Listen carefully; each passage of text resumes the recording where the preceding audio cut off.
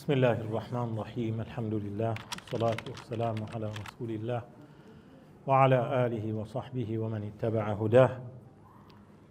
دیارە بابەتەکە وەک مامۆستا ئەحمەد دەستنیشانی کرد نوێبوونەوە لە ڕۆژەکانی نۆمینەی حاجیان یا عەشری ذیلحیجە. نوێبوونەوە تەجدید خۆی کارێکی زەڕورە بۆ بەردەوامبوون.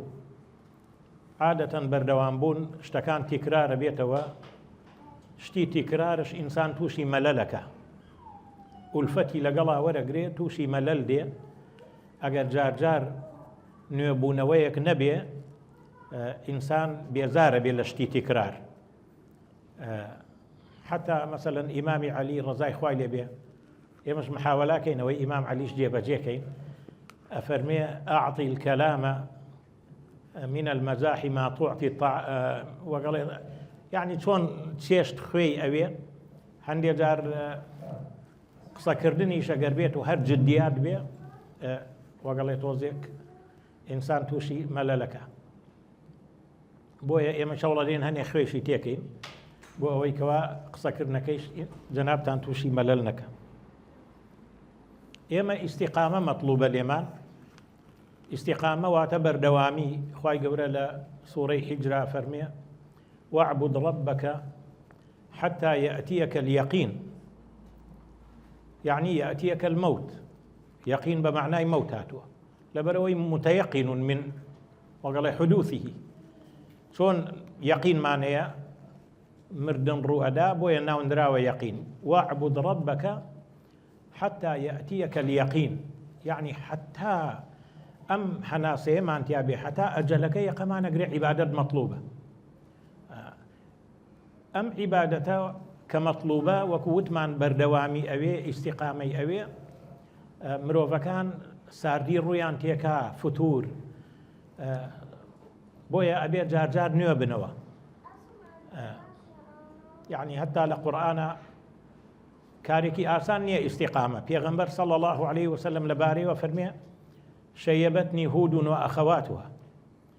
هود دەستە خوشکەکانی هود، یعنی سوورەتەکانی هاوشێوەی ئەوانەی باسی ئیستیقامەیان تایە فەرمێ پیرمیان کرد. دیارە وەڵڵاهو ئەعلەم ڕۆژێ لێ پرسنە لێن شیبتە یا ڕەسوول الله، چەند تەڵێک سپی بووە لە ڕیشی مبارەکی، ئەڵێن پیر بووی یا ڕەسوول الله، فەرمێ شەیەبەتنی هود وأخواتها. دیارە بۆ هود لەبەرەوەی باسی ئیستیقامەی تایە. خوای گەورەیش لە قورئانە لە سوورەی مەریەمە ئەفەرمێ رب السماوات والأرض وما بينهما فاعبده واصطبر لعبادته. واصطبر صيغەی مبالغەی صبرە، یعنی ئەبێ زۆر صبر کەی لەسەر عیبادەتی خوا. ئەینا بۆت ناکرێ، ڕۆژێ نییە، دوان نییە، سیان نییە، ساڵ نییە. یعنی ئینسان ئەگەر نوێبوونەوەیەک نەبێ هەل بە یەک نەمەت بڕوا بێزارە بێ. بۆیە پێویستمان بە نوێبوونەوە هەیە. بە تایبەتی ئەمەی ئێمە ئەیکەین پێ ئەوترێت دینداری تەدەیون. تەدەیون کۆنە بێ. تەدەیون دین کۆن نابێ، دین دینی خوایە. بەس دەستگرتن بە دین حسەکەم تۆزێ زیادە نا تۆزێ دایگرماوە باشەوانێ. بەس دەستگرتن بە دین کۆنە بێ، حتا باوەڕ کۆنە بێ. فەرمودەکە فەرمێ ئین الئیمان لەیەخلق فی جەوف ئەحەدیکم کەما یەخلق الثەوب. ئیمانتان کۆنە بێ وەک چۆن جلوبەرگەکانتان کۆنە بێ، ئیمانیشتان کۆنە بێ. بۆیە لە فەرمودەکە فەرمێ جەدیدو ئیمانەکم، یعنی داوای خوا بکەن ئیمانتان تازە کاتەوە. ئەمە لێرە ئێمە باسمان لە نوێبوونەوەیە. زۆر کەس لە کەلیمەی تەجدید ئەترسێ، وا تێگا تۆ ئەتەوێت دین بگۆڕی. بابە من نامەوێت دین بگۆڕم. تەجدید بە معنای ئەوە ناتۆ شتێ تازە دروستکەی، بە معنایەوە ناتۆ هەدمیکەی شتێ تازە لە جێی دروستکەی. ئەوە پێ ناوترێت تەجدید، ئەوە پێوترێت تێکدان. تەجدید بە معنای ئەوەی بیناکە وەک خۆیەتی تۆ تەرمیمێکەی، ڕتوبەتەکەی نایلی ئاغاتمەیەکەی لەبغەکەی تازاکەیتەوە بەڵام مەعالمەکانی ناگۆڕی. تەجدید لە دین یعنی گەڕانەوە بۆ فەهمی سەحابە، ئەوە معناکێتی. یعنی ئەم فەهمە بۆ دین بە مروری زەمن کۆمەڵێک گۆڕانکاری بەسەر هاتووە، خراپی کردووە، تێگەیشتنەکەی تێکداوە. تەجدید بە معنای تازەکردنەوەی بەوەی بگەڕێتەوە سەر فەهمی ئەو کاتە، ئەو معنای تەجدیدە. جا ئەم تەجدیدە ئەوە نە زەرورە بۆ دین، بۆ دینداری، کە ئێمە ئێستا دانیشتوین لە خزمەت ئەو بابەتەیە بین چۆن خۆمان نوێکەینەوە لە ڕۆژەکانی ذیلحیجە یا دەوری ڕۆژەکانی ذیلحیجە چییە بۆ نوێبوونەوە. ئەوەندە ئەم تەجدیدە زەرورە. حەدیثەکە فەرمێ ئین الله، ئەبو هورەیرە جێڕاوێتەوە ڕەزای خوای لێ بێت، ئین الله يبعث على رأس كل 100 سنة عفوا إن الله يبعث لهذه الأمة، خواي قورا بو أم أمتا يعني من أجل هذه الأمة، يعني أم أمتا بيويستيتي لهذه الأمة على رأس كل 100 سنة، هر 100 سال جارك خواي قورا من يجدد لها دينها. يعني ئیتر ئێمە بۆ لە خەڵکانێک وەک وتم ڕقیان لە کەلیمەی تەجدیدە باس دین بکەی، ئەڵێ بۆ دین خوا کۆ نەبێ، با بە دین کۆ نابێت، دینداری کۆ نەبێ، فەهم بۆ دین کۆ نەبێ. ئەوە پێویستی بە تازەکردنەوەیە، نەک دین دینی خوایە، هەتا ڕۆژ قیامەت نە کۆ نەبێ، هیچی بەسەر نایە، بەس تێگەیشتنی خەڵکەکە بۆ دین کۆ نەبێ. ئیتر بۆ لە تەجدید بترسین، دین دینی خوایە، خوای گەورە ئەزانێم ئومەتە پێویستی بە مجدد هەیە، پێویستی بە تازەکردنەوە هەیە دینداری. ئین الله يبعث يعني ئیشەکە ئیشی خوایە، لهذه الأمة يعني من أجل هذه الأمة، يعني أمت پێویستی پێیەتی على رأس كل 100 سنة، هەر 100 ساڵ جارێ ئەو منە بۆ عمومە، ئەکرێ فەردێ بێ، ئەکرێ جەماعەتێ بێ، ئەکرێ من يجدد لها، لەهاکە هاەکە مؤنثە بۆ ئومە ئەگەڕێتەوە، من يجدد لها دينها يعني نەک دینی خوا کۆ نەبێ، دینی ئومەت کۆ نەبێ، دینداری کۆ نەبێ. ئەوە بۆیە ضەمیرە هاەکە بۆ ئومەتەکە ئەگەڕێتەوە. لەبەرەوە تەجدید زەرورە. يعني ئێمە خوای گەورە سبحانه وتعالى کۆمەڵێک محەتاتی داناوە بۆ ئەوەی ئیمانی ئێمە تازەوە بێ. يعني یەکێک لەوانە محەتەیەکی ڕۆژانەیە کە 5 فەرزە نوێژەکەیە. يعني بۆ خوای گەورە با داوای کردایە بەیانیان و ئێواران نوێژە بووایە و بەسە، یان شەوان هەر 5 نوێژەکەت جەمع کردایە و ئیتر لە کاتەکە ئین الصلاة كانت على المؤمنين كتابا موقوتا نەبوایە، بە فەرض نەبوایە، بە وەقت نەبوایە، فەرزێکی بە وەقت.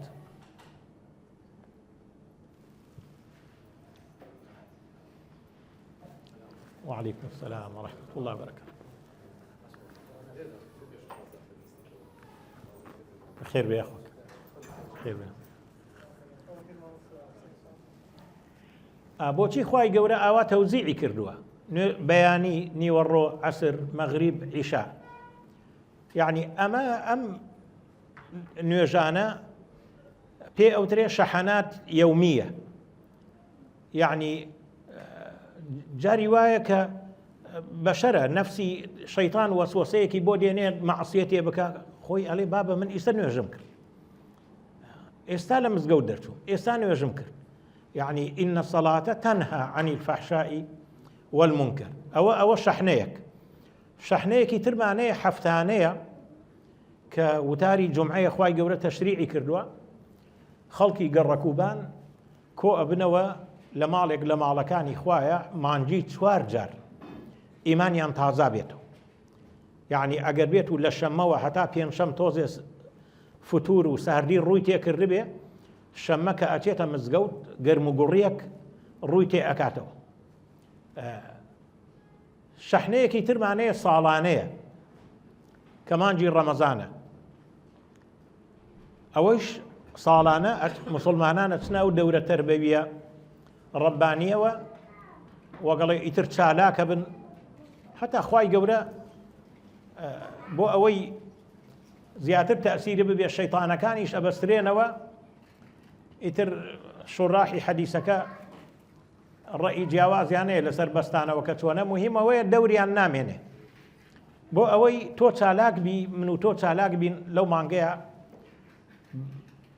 ئەبینین یعنی 29 30 ڕۆژ لەسەر یەک بە ڕۆژوە بین 29 30 ڕۆژ لەسەر یەک شەو نوێژەکەین تەراوی حەکەین بەڕاست و بەچەپە وەگەڵێ ئینسان ئەبەخشێ لەو کاتەیە لە ڕەمەزانە سونەتەکان ئیلتیزام بە مزگەوت یعنی کۆمەڵێک ختمە لەسەر ختمە ئەها چەند چالاکی ئەوە ڕەمەزان هاتووە بۆ 11 مانگەکەی تر یعنی ئەلێ زستان هاتووە ئیحتیاجی زەوی لە ئاو چەندێ ئاوی پێویستە ئەیداتێ بۆ بەهار دنیا سەوزە بێ لە هاوینا بەروبووم پێگا ڕەمەزانی هاتووە احتیاجاتی ئەم بەشەرە لە شەڕی لەگەڵ شەیتانە پێی بدا بۆ 11 مانگەکەی تر ئەوە شەحنی اینجا حەجمانەیە پێوترێ شەحنەت العمر حەجیش شەحنی عمرە ئەم شەحناتانە ئەمانە خوا دایناوە بەردەوام وەگەڵێ بۆ نوێبوونەوە بەردەوام بۆ نوێبوونەوە خوای گەورە دایناوە هەر وەک مۆبایلەکانمان یعنی شەحنی دابەزێ نەیخەیتە سەر شەحن بێ کەڵکە بێ ئیتر کەڵکی نامێنێ ئەتەوێت سوودی لێ ببینێ بێ بیخەیتە سەر شەحن ئێمەیش بەشەرین دوژمنەکەیشمان وەگەڵێ بەتوانایە بەڵام بێدەسەڵاتە بەڵام لەسەر ڕێگە ڕاستەکە دانیشتووە لە ئەقعودەنە لەهم صراطەکە المستەقیم کە ئیبلیسە لەسەر ڕێگە ڕاستەکە دانیشتووە ئەوەندەی یەخەی موسڵمانان نەگرێ ناچێ یەخەی کافران ناگرێ ئەوانەی یەکجا کەسب کردووە وەسوەسە بۆ ئەوان نابە وەسوەسە بۆ ئێمە دێنێ بۆیە زۆر جارە بینن لە ناو مزگەوتەکانە دەنگە دەنگ و نیقاش و جیدال و ئەوە هەمووی ئەوە ناچێت لە شوێنێکی خراپە ئەم بەزمە بکە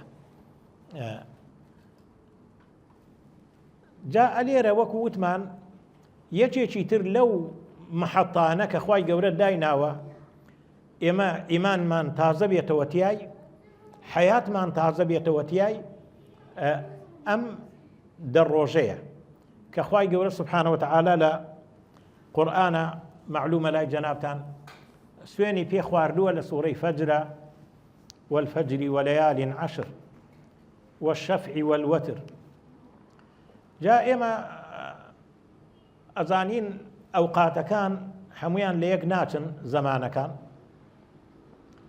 يعني خوای گەورە فەرمێ إن عدة الشهور عند الله 12 شهرا إن عدة الشهور في كتاب عند الله 12 شهرا في كتاب الله يوم خلق السماوات والأرض أفرمي منها 4 حرم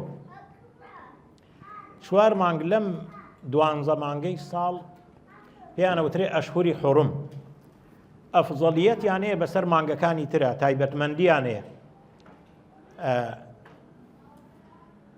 ئەم دەڕۆژە طبعا ئەو 4 مانگە یەکێکیان ڕەجەبە ئەڵێ یەکیان فەردە کە ڕەجەبە بەتەنیایە سیانیشیان بەسەر یەکەون ذوالقەعیدە و ذوالحیجە و محەڕەم ئەم 4 مانگەیە ئەم دەڕۆژە ئەوە هیچ لە 4 مانگە حرامەکەیە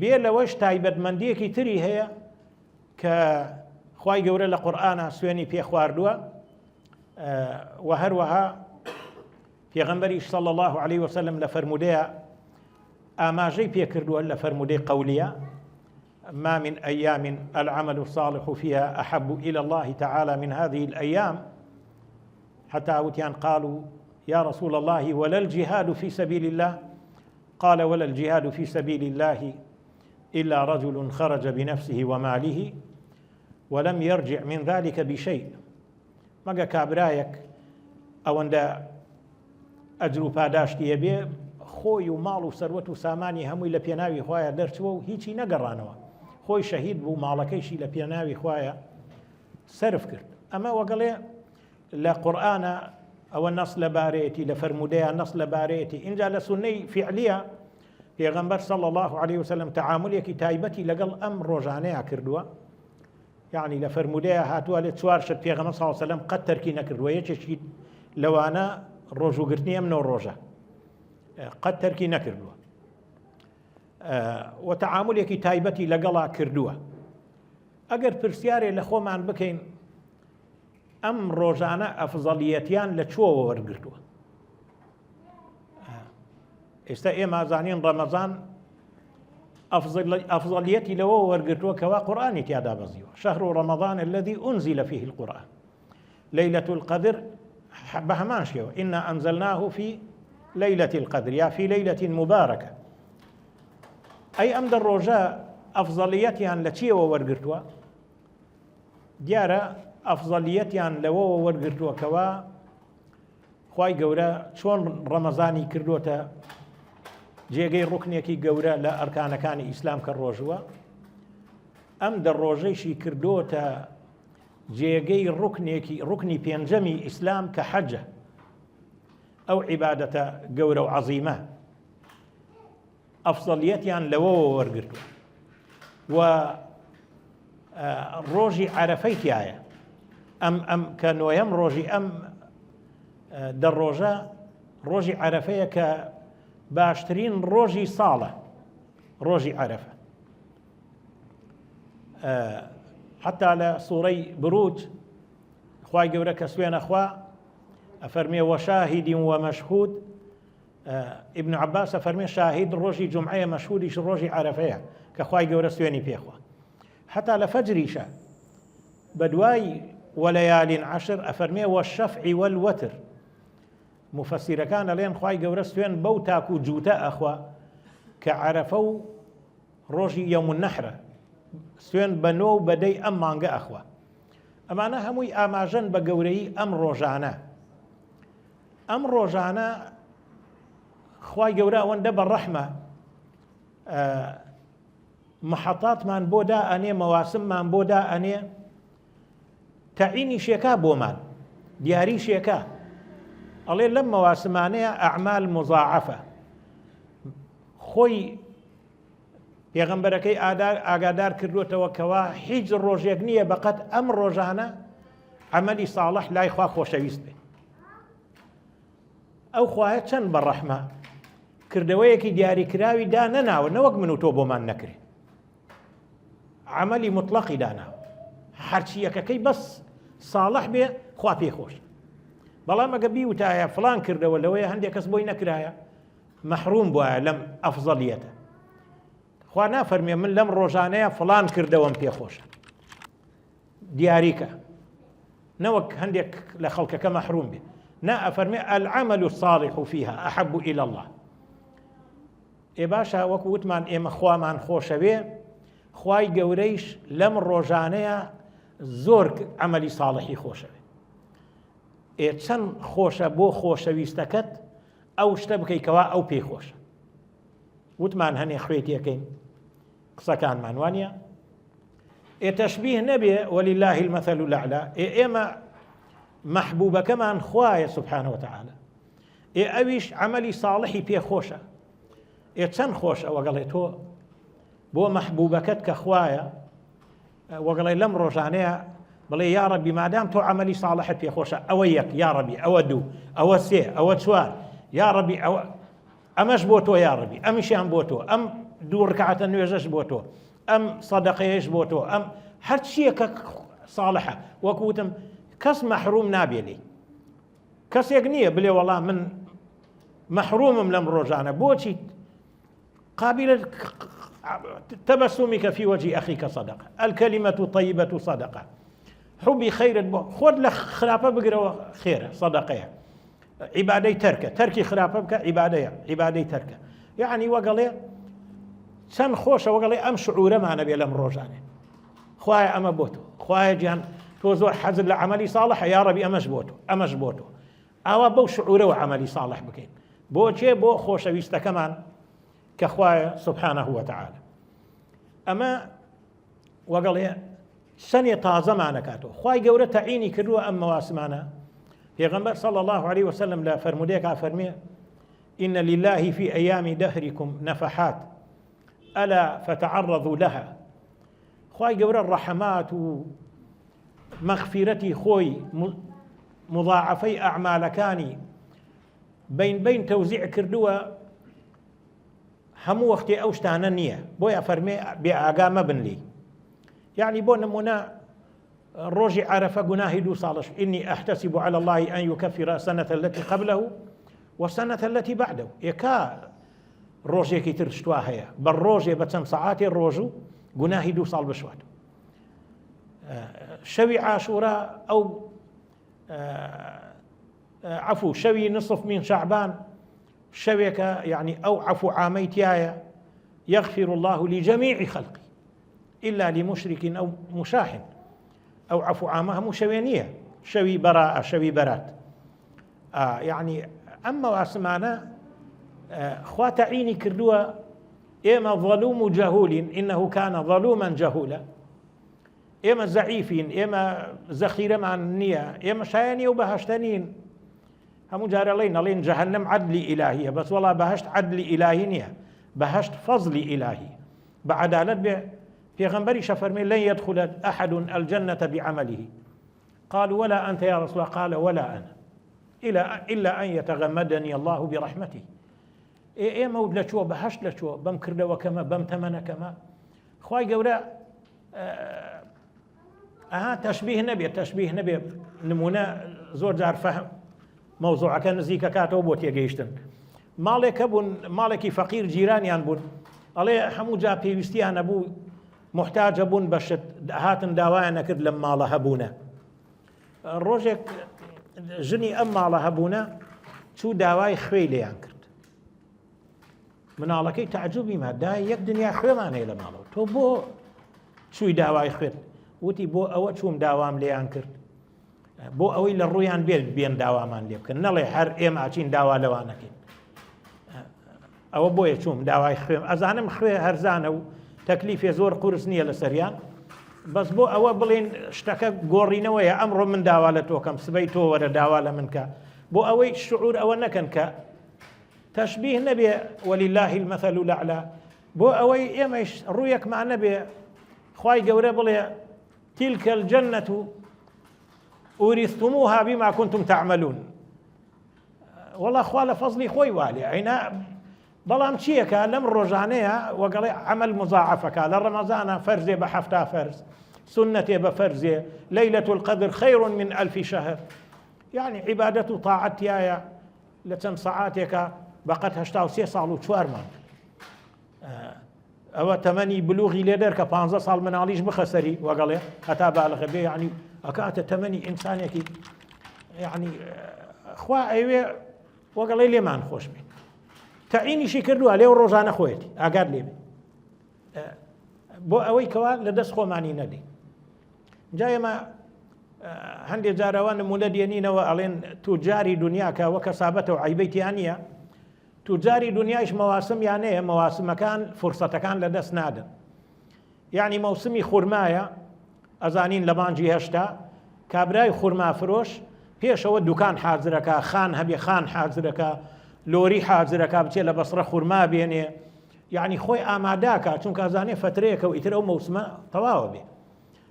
ئێستا مانجی 5 کاتی درەوە دەڕاستەکان خۆیان حازرەکەن هەرچی عەتەڵاتی هەیە زوو چاچێکە معقول نییە لە کاتی درەوە ئەو دەڕاستەکەی لە بەردەم ماڵە عاتڵ بێ. یعنی ئەوان ئیستیغلالی مەواسمەکانەکەن.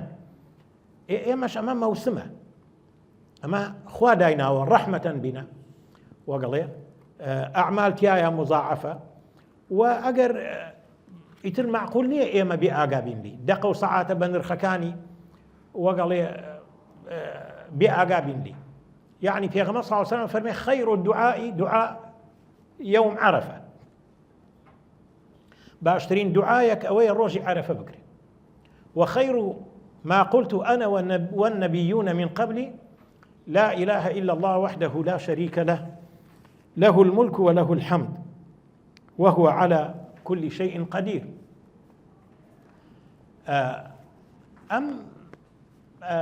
فرموديا نازانم بۆ جەنابتان ئیشکالیەتێکی دروست کردووە یان نا، لەوانەیە ئیشکالیەت بۆ هەندێک مسلمان دروستکە، بڵێ باشە ئەمە کەی دوعایە؟ لا إله إلا الله وحده، ئەمە ذیکرە. لا إله إلا الله وحده لا شريك له له الملك. يا رسول الله خۆتە فەرمووی خير الدعاء دعاء يوم عرفة وخير ما قلت أنا والنبيون. باسی دوعایە، يعني باشترین دوعایە ئێمە کردبێتمان و پێغەمبەرانی پێش من ئەفەرمێ کردبێتی ئەمەیە. لا إله إلا الله وحده لا شريك له له الملك وله الحمد وهو على كل شيء قدير. ئێمە زانین دوعا يعني داوا لە کوردیە، يعني طلب، يعني تۆ ئەڵێ اللهم اغفر لي ذنبي، ئەمە دوعایە. اللهم ارزقني، اللهم اهدني، خوایە بمپارێزی، خوایە ڕزقم دەی، خوایە داوای دوعا داوای تایە. ئەمە کا داوای تایە؟ لا إله إلا الله وحده لا شريك له. ئەڵێ دوعا دوو نەوعە، یەکێکیان دوعا و مەسئەلە، ئەوی تریان دوعا و عیبادە. دعاء عبادة وثناء. أما أم لا إله إلا الله نوع دوم يعني چونکە ئەلێ تۆ کە عیبادەت خواکەی، تۆ بۆ عیبادەت خواکەی، غێر تەڵەبت هەیە، تەڵەبت هەیە لێت خۆش بێ، تەڵەبت هەیە بتکاتە بەهەشتەوە، تەڵەبت هەیە لێت ڕازی بێ، بۆیە عیبادەتێکی دەی ئەم عیبادەتەیش تەڵەبی تایە، بەڵام تەڵەبەکە غێر مباشرە وەک بڵێ. خوای گەورەیش ناوی دوعای بە عیبادەت بردووە، وقال ربكم ادعوني أستجب لكم إن الذين يستكبرون عن عبادتي، يعني عن دعائي سيدخلون جهنم داخرين. لفرمودەیەکی قودسیە ئەفەرمێ ئەمە نەگەورەیە ئەم عیبادەتانە، عیباداتی با بڵێن دوعای عیبادە، ئەفەرمێ من شغله ذكري عن مسألتي. بزان چەند گەورەیە. ئێمە دوعای مەسئەلەمان هەبوو، داواکردن لەگەڵ دوعای ئەمەی باسمان کرد عیبادە. ئەڵێ من شغله ذكري عن مسألتي، هەچ کەسێ بەم دوعایەی دووەمەوە مەشغوڵ بێ، ئەوە نە مەشغوڵ بێ ئاگای لە دوعاکەی یەکەم نەما بێ لە داواکانی خۆی، ئەوە نە خەریک مەدح و ثەنای من بێ، ئەوە نە خەریک تەوحیدی من بێ، ئاگای لە داواکان خۆی نەما بێ. من شغله ذكري عن مسألتي أفرمي أعطيته فوق ما أعطي السائلين يا أفضل ما أعطي السائلين. ئەڵێ زۆر ئەبێ لەوانەی زیاتر بدەمێ کە داوای مەسئەلەم لێکن. باسم دوو نەوعەت داوایاکە، ئەو داوا مباشرە و ئەو داوا غێر مباشرە. ئەڵێ ئەوەی دووەم زۆر گەورەترە لەوەی یەکەم، زۆر گەورەترە لەوەی بڵێ خوایە لێم خۆش بی. ئەمە چییە؟ ئەمە وەگەڵێ با هەروە بڵین زوڵەیخا قسەیەکی کرد لە مسلسلەکەی یوسفە، وتی بە یوسفی وتی زوڵەیخایەک لە گۆڕێ نەماوە، تۆیش ئەمە یعنی کەئەنەما تۆ ئەوە نا مەبەستت ڕەزابوونی ئەوەندە خۆش دەوێ خۆت تاواویتە، تۆ تەڵەبێ نەماوە بخۆت، من هیچم ناوێ یاڕێک بەس تۆ ڕازی بە، هەر خەریک مەدحی ئەوە، هەر خەریک ثەنای ئەوە، هەر خەریک تەوحیدی ئەوە، هەر خەریک ڕاز و نیاز گۆڕینەوەیە لەگەڵ ئەو، ئاگای لە داوای خۆی نەماوە. ئەمە زۆر گەورەترە لەوەی بڵێ خوایە ڕزقمدا، خوایە مناڵمدا، خوایە سیحەتمدا، خوایە یعنی ناڵێنەوە خراپە، بەس ئەمەی تر زۆر دەرەجەکەی بەرزترە. ئەم دوعای عیبادەیە با بڵێن کە ئەفەرمێم من شغله ذكري عن مسألتي أعطيته فوق ما أعطي السائلين. زۆر لەوانە زۆرترێ دەمێ کە دوعای یەکەمەکەن مەسئەلەکەکەن. لەبەرەوە ئەمە ئەو دوعایەیە کە پێغەمبەر صلی الله علیه وسلم فێرمانەکە لە ڕۆژی عەرەفەیە بیکەین. بەڕێزەکان من حەزەکەم لەم طبعا پێچەوانەکەشی ڕاستە، وەگە ئەعمال تایە مضاعفە، لا سامح الله إن شاء الله دوورە لە جەنابتان، بەڵام هەر هەمومان معصوم نین، هەمومان شەیطانێکمان لەگەڵە. قال قرينه ربنا قرينه يعني ويدايما لقلمان ما أطغيته ولكن كان في ضلال بعيد. لقيامته خوي تبرياك عليه خوي قم رابو ختاي من نبو يا ربي قصدم لودي ما دام لقلمانه وما دام وعدي داوة وتتيتان نفس لبري أنا أبي معصيتي أن تبكى هەرچەند خوای گەورە جوابی داوەتی هەتا داوای لێخۆشبوونم لێ بکەن منش لیان خۆشم دەبڕۆ گوناحیان پێ بکەن. بەس بابەتەکە لێرە ئەوەیە وەک ئەعمالی چاکەتیایە مضاعفە و خۆشەویستە لای خوا، لا سامح الله معصیەتیش عینەن مضاعفە زۆر گەورەیە لەم ڕۆژانەیە. یعنی معصیەتی ئەم ڕۆژانە وەک معصیەتی ڕۆژە عادیەکان نییە، تاوانەکەی گەورەترە. بۆیە خوای گەورە ئەگە ملاحەزە بفەرمونون بەدوایە و ئاەتەیە کە فەرمێ ئین عیدەتە الشهور عند الله 12 شهرا في كتاب الله يوم خلق السماوات والأرض منها 4 حرم كاميتشك لمانغا حرامك بدوايا فرمي فلا تظلموا فيهن أنفسكم.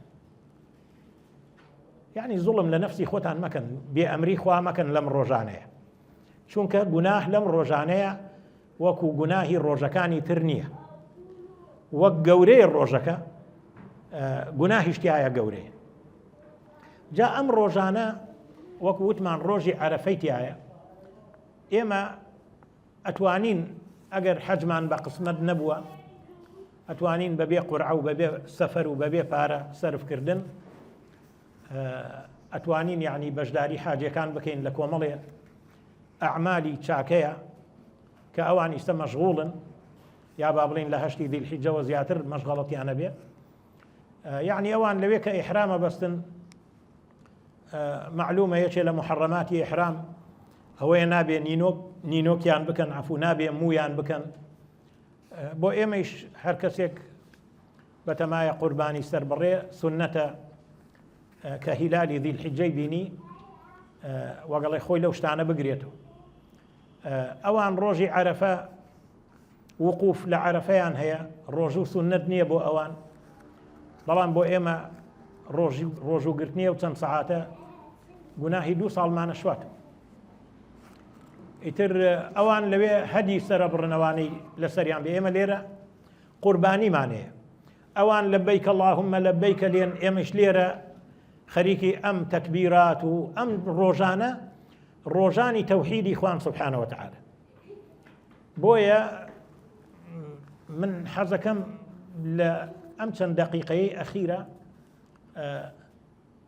باسێکی ڕۆژی عەرەفە و باسێکی ئەو ڕوکنە گەورەی ئیسلامتان بۆ بکەم بە کورتی کە حەجە، ئەوەی بە قسمەتی بووە ئینشاءالله بچێتەوە، ئەوەیشی بە قسمەتی نەبووە خوای گەورە بۆ خاتر ناوە جوانەکانی بە قسمەتی کە ئینشاءالله. دیارە ئەم حەجە جەنابتان ئەزانن ڕوکنی پێنجەمی ئیسلامە. ئەگەر کەسێ حەجی نەکردووە هەر لەحظەیە بڕواتەوە بۆ قیامەت بە دینێکی نوقسانەوە ڕواتەوە. یعنی ئەگەر زەکات دەریش بێ بە 4 ڕوکنەوە ڕوە، نوقسانیەک نا محاسبە بکرێت لەسەری، بەڵام هەر ڕوکنێکی ئیسلامی نەکردو.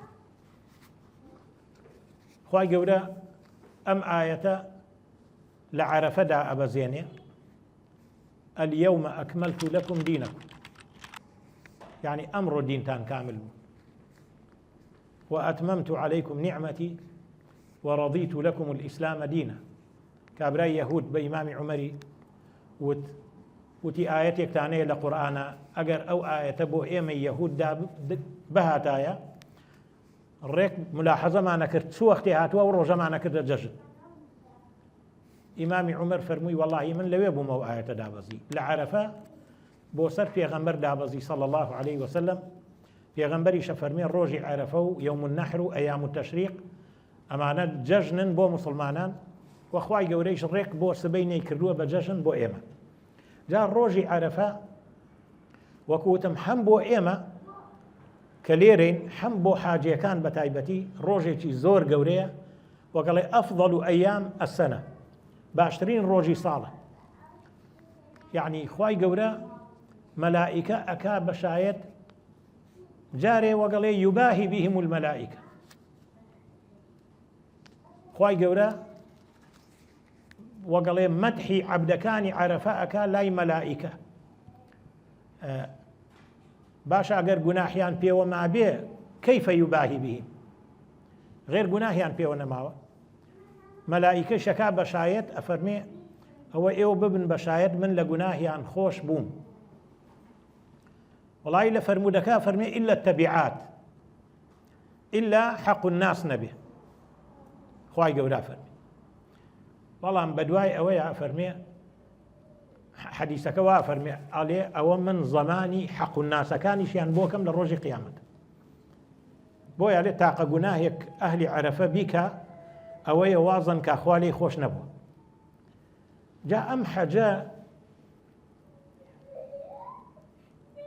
زۆر عەجیبە. من بۆیە حەزەکەم ئەم چەند کەلیمەیە بڵێم، بۆی لەم شەوە مبارەکەیە شەوق و زەوقێک لای جەنابتان بۆ ئەو ڕوکنە گەورەی ئیسلام دروستکەم. جارێ خوای گەورە کە ئەمر بە ئیبراهیمەکە فەرمێ بانگی خەڵکە وأذن في الناس ألي وإذ بوأنا لإبراهيم مكان البيت ألا تشرك بي شيئا وطهر بيتي للطائفين والقائمين والركع السجود وأذن في الناس بالحج يأتوك رجالا وعلى كل ضامر يأتين من كل فج عميق. ألي بانجي خلق كبابين بو حج كبيت دروستك أويش لي يا ربي من هەرخۆم و ئیسماعیل و هاجەرەم دەنجی من بە چێ ئەگا؟ فەرمێت تۆ لەسەرتەوەیە بانکەیت و ئێمەش لەسەرمانەوەی دەنگەکەت بگەێنین. بانگەکە ئەکا. جا شەعراوی بە ڕەحمەت بێ محەممەد متەوەلی شەعراوی لە حەجە و لە عەرەفەیە خوتبە بۆ خەڵکەدا زۆر خۆشەڵێ ئەڵێ یا رەبی قولتە وقولك الحق، بە ئیبراهیمت فەرموو وأذن في الناس بالحج يأتوك، فرمود دين تو بانك الدين يا ربي وقال مصداقا لقولك هم مليونها خلق هاتوا قولي تو حكمه. إبراهيم دعاك فرمي فاجعل أفئدة من الناس تهوي إليهم. دعاك لإخوايا ضلي أو خلق راتشي بولاي خويان تهوي لهنا وهاتوا الهوي. الهوي يعني السقوط من الأعلى إلى الأسفل. عليه هوا يعني كوت خواروا. عليه كاتي إنسان لشوين برزوا كبيت خواروا يتر اختيار لدس خوي نامينه بل بانكون چونك بفعلي وقال جاذبية أرز رايك يشيبو خوي. إبراهيم دعاك عليه فاجعل أفئدة من الناس تهوي إليهم، يعني فعلا أو كعبيا وقال مغناطيس القلوب أو خلق الراعة شيء.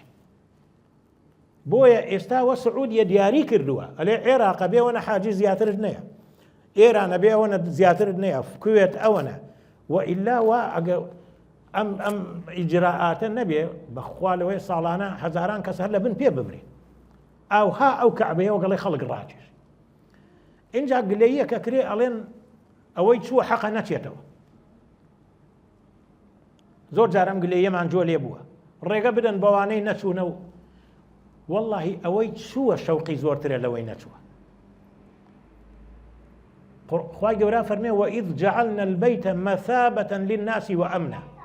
مثابة يعني مرجعا، يعني بيت صفتك إيه أوي بروى يعني تذهب إليه ألا ترجع وتريد أن تعود حظك بقريته. يعني أول شيء ترى للصفة كاني كعبة ما مۆسا بە ڕێزەکان. ئێمە خوای گەورە پێنج حەواسی داوە پێمان. حاسەی بیستن، بینین، تامکردن ئەمە سێ، بۆنکردن ئەمە چوار، دەست لێدان ئەمە پێنج. ئێمە چونکە لە عالەمی مادەیە ئەژین، لە عالەمی غەیبا ناژین، لە عالەمی شەهادەیە ئەژین، ئەو شتەی بەم پێنج حەواسە حسی پێ بکەین زۆر مرتاحە بین بووی. شتێک لە دەرەوەی ئەم حەواسانە بێ تۆزێ قورسە بۆمان. بوونی خوایش سبحانه وتعالى لە دەرەوەی حەواسەکانە غەیبە نابینرێ، ئیرادەی وا لێ بووە لە دنیایە نەبینرێ لا تدریکه الأبصار. ئێمەش حەزەکەین بیبینین، خۆشمانەوێ، خالیقمانە، حەزەکەین لە شوێنێ بۆە بچوینایە بۆ لای خوای گەورەیش ليس كمثله شيء. وەک من نییە پێویستی بە کورسیە بێ لەسەری دانشێ، لا يحتاج إلى نەمەکان نەزەمان. مراعاة بۆ ئەم جانبە مادیەی ئێمە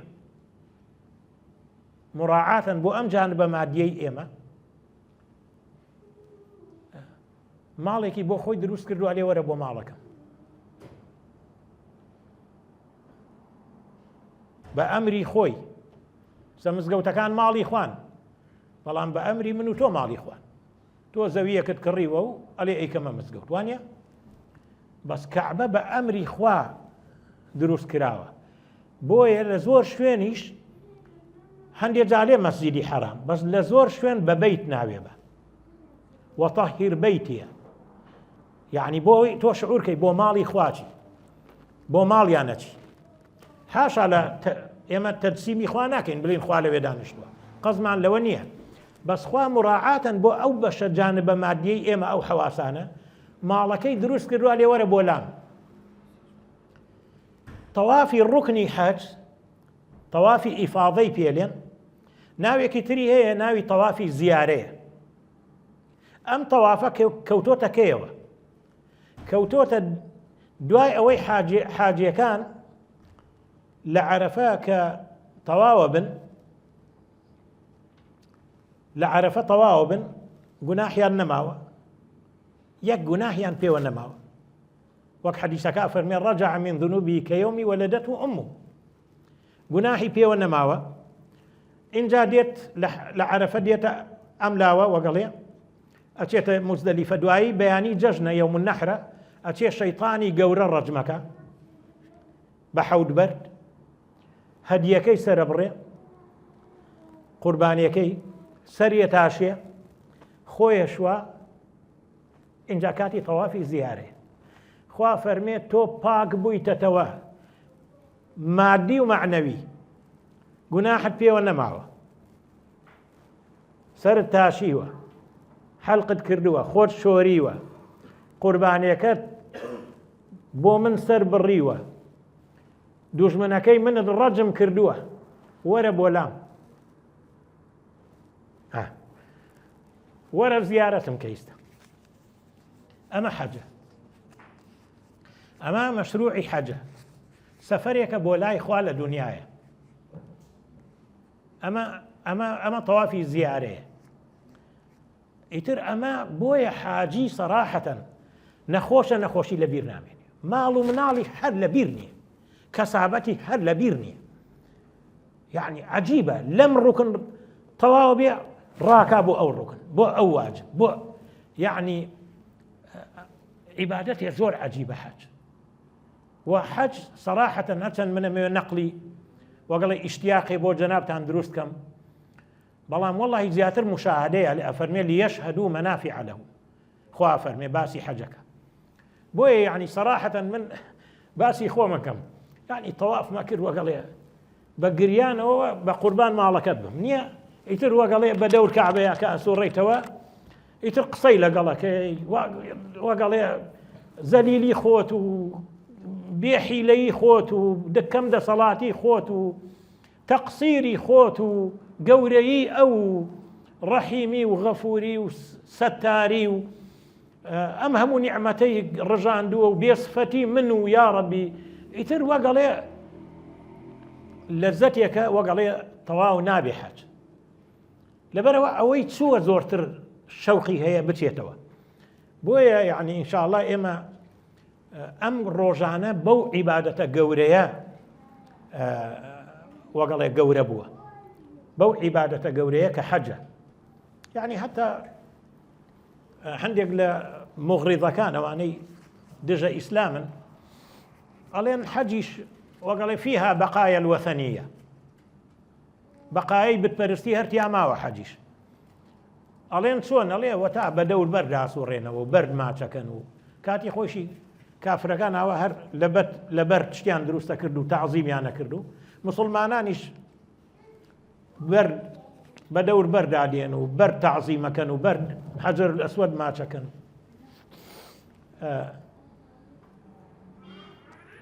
ئیمان بەنا بە ڕەحمەت بێ زۆر خۆش ئەڵێ کە ئەنەما خوای گەورە نەکە ئەنەما هەر خوا عەلیمە ڕۆژێ لە ڕۆژان قسەیەکی وا ئەکەن دوژمنانی ئیسلام بۆیە هەر بەیتی بەچێ بیناکرد بە محەطمی وەثەنیەت کە ئیبراهیم عەلەیهی سەلام ئەوەی بتەکانیشکان اینجا ئێمە تاعەتی خواکەین، ئێمە خوا فەرمێ و بەردە ڕەجم کە ڕەجمێکین، ئەو بەردە ماچکە ماچێکین، وانە ئێمە حاشا لله وەگەڵێ بیوتای حەجەر الأسود ڕەجم کە ئەو بەردەی مینا ماچکە وامانەکە.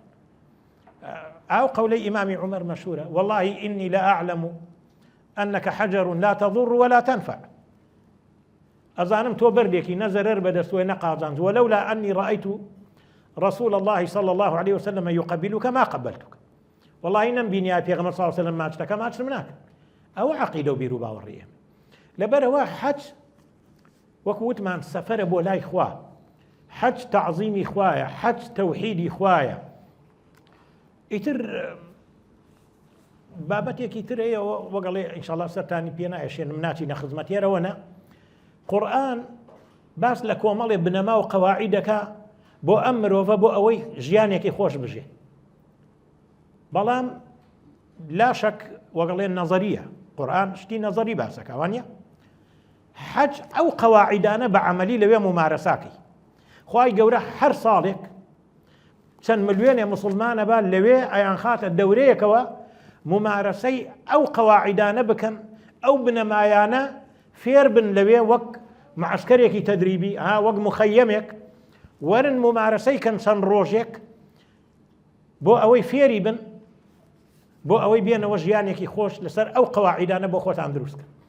لەوانە مقاومەی شەڕە، لەوانە سەلامەتیە، یعنی تۆ قاتیلی باوکت لەوێ ببینی نابێ بە چاوی ڕقەوە سەیریکە، نابێ لقی دارێ بشکێنی، نابێ ڕاوکەی، نابێ موو لە خۆت کەیتەوە، نابێ عەزیەتی کەس بدەین بە قسە بە نیقاش.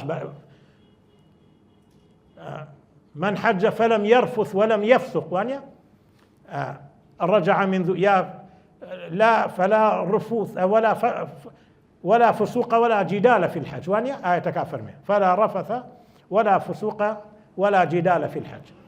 يعني وقال فير كومالي شتي فير برايتي تكا فيري يتر والحاصل شحني عمري بيوتري. يعني من وميدا كم يعني إن شاء الله أمتسن كلمة لخدمتها أنا باسم كتبا وقتك زياتر لجنابتها النقرم بوبيت معي أويك وإما أم إيماني حمانا أم دين داري خواهي قورا كرمي لقل مان كردوا بيماني بخشيوا شكرانية كين لسري داواي زيادي لي أكين وميدا كم شكرانية كين لسر أم مجلسة من خوم زور شكرانية كم وزور دعاي خير بو مامۆستا ئەحمەدەکەم کە منی تووشی ئەم خێرە کرد، یا ڕەبی خوای گەورە تووش خێریکە. ئەمە وەکو وتمان ئەمە نوێبوونەوەیەکە بۆ ئیمانمان، بۆ دینداریمان، بۆ شەوق و زەوقمان بۆ دینداری، بۆ پەیوەندیمان لەگەڵ خوا سوبحانە وتەعالا بزانین چیمان لەگەڵەکە. یعنی غەرقمانی کردووە لە نیعمەتە. إن الإنسان لربه لكنود يعني لجحود. والله بحقيقة وهي ولا مش لامي تأكيدا، يعني براسي إنسان بيصفته برانبر بخوا همومان لبروا هول بدين يعني أخذته وقال شكي بدي بيتي كلاشينكوف يشي ديت روجارك خراب بيه بلي أما با بو خوت روجارك خرابه بوي بتواني دفاع لخوتك شن خوش بيه بو شكل لقل خوت عشرك توسي عليه ما شن بيصفته من دام بي وقالت شاكم كل قال ما هتو بتشكك بينك خم تشبيه نبي اخوان نعمتكان يداوا بيمان شن خوش بو نعمتانا بتين لي عاصبي اخا وقال شكرانا كردن اوي نعمتكاني للرزابوني خويا بكاربي او شكرانا كردن عليه فرق الى بين حمد وشكر. حمد اوي بدمي لين شكر اوي شكر كردن كردواله نالي شكر وتن شكر ابي عملي بي اعملوا آل داود شكرا اعملوا نال يقولوا آل داود شكرا سجديك معناه بيو تري سجدي شكر ناو بيناو تري سجدي حمد وانيا پیغمبر صلی الله علیه و سلم شونێژەکە پێیەکانیە فەرمێ عایشە فەرمێ بۆ خۆتی لاکەکەی خوای گەورە لە گوناهی دوا پێشت خۆش بووە ئەفەرمێ ئەفەلا ئەکون عەبدەن شەکوورا چۆن شوکرانەی عەمەلیەکە دووشەموان بە ڕۆژووە بێڵێن بۆ بە ڕۆژووی ئەڵێ ذاکە یەوم ولیدت فیه چۆن شوکرانەی عەمەلیەکە ئێمەش بە وەگەڵێ شوکرانەی بکەین نیعمەتەکان لە ڕەزابوونی خۆیان بەکاربێنین شکرانەی خواکەین لەسەر ئەم چەند دەقایقەی عمرمان گەیانمانی بەم ڕۆژە مبارەکانە داوای لێ ئەەکەین ئینشاءالله بە ڕۆژی عەرەفەیشمان بگەێنێ و بیکاتەمایی لێخۆشبوونی گوناهەکانمان و بەو ڕۆژە مبارەکەی یەوم النەحرمان بگەێنێ ئینشاءالله. خوای گەورە بۆ خاتر ناوە جوانەکانی داوای لێ ئەەکەین بەم ظەلومی و جەهولیەی خۆمانمان لەگەڵ نەکا، بە کەرەم و عەفو و مەغفیرەتی خۆیمان لەگەڵکە ئینشاءالله. دڵەکانمان دامەزراوکە یا ڕەبی حاڵیمان کەی لە دین. خوایە بۆ خاتر ناوە جوانەکانت وەختێک ئەمانەتەکەمان لێ بسەنەوە ڕازیبی لێمان یا ڕەبی. خوایە نەمان دەیتە دەست نەفسی خۆمانەوە بۆ چاوتروکانێکیش شەیطان مەیئوسکەی لێمان هەر وەک مەیئوست کردووە لە ڕەحمەتی خۆت. خوایە بۆ خاتر ناوە جوانەکانت بۆ خاتر ئەم ڕۆژە مبارەکانە شیفای نەخۆشەکانمان بدەیت، لە گوناهی دایک و باوکمان خۆش بی، لە گوناهی مردۆکانمان خۆش بی یا ڕەبی. خوایە بەرەکەت بخەیتە تەمەنی ئەو گەنجانەی کەوا لەم جێ ئیشەکەن. خوایە بەرەکەت بخەیتە ئیش و کاریانەوە. خوایە ئەم شوێنە ئاوەدانکەی بۆ خاتر ناوە جوانەکانت یا ڕەبی. خوایە بیان پارێزی، خوایە بەرەکەتداری کەی، خوایە لیان قبول کەی، خوایە لە بەڵاو موسیبەت بە دووریان کەی. خوایە بۆ خاتر ناوە جوانەکانت بیان کەیتە ڕۆشنایی بۆ ئەم شاری کەرکووکە و ئەم گەڕەکوبانە.